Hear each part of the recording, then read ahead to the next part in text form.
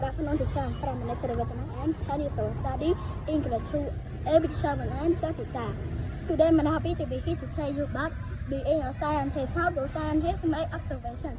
Scientists use their senses to investigate the world. They look, listen, smell, taste, and touch to make their observations reliable. Scientists use instruments such as rulers, clocks, and their thermometers to measure the things they investigate. These are the measuring instruments.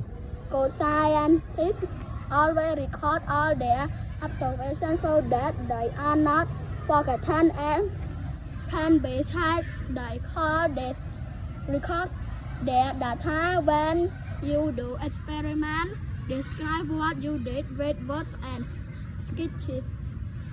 In your notebook, note the date and time and record any measurement in a table. Science safety. Dangerous in science. You must take care when you do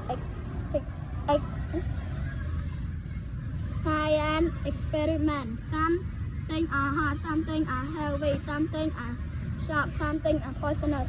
Thank you, teacher and friends, for listening.